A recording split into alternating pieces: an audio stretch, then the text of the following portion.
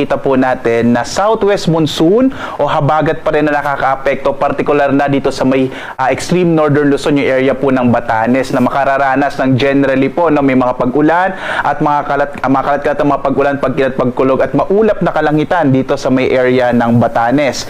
Sa lalabing bahagi natin bansa, makikita nyo walang halos mga kaulapan po, no, sa ating malaking bahagi ng ating kapuluan. Dahil po dito generally fair weather at medyo mainit na panahon ang mararanasan sa malaking bahagi ng ating bansa ngayong araw na ito, pero posible pa rin yung mga isolated o mga pulupulong pag-ulan, pagkilat, pagkulog. Yung mga thunderstorm advisories po natin na inilalabas ay siyang magsisilbi pong gabay na po natin kapag meron po tayong mga namamata ng mga thunderstorm na tumatagal ng 2 hanggang mga 3 oras. Sa ngayon nga, wala tayong minomonitor na anumang low pressure area, wala rin po tayong bagyo sa loob at labas ng Philippine Area of Responsibility na minomonitor sa kasalukuyan. Base nga sa ating pinakahuling mga datos, medyo maliit pa yung chance na magkaroon tayo ng bagyo, at least in the next 2 to 3 days.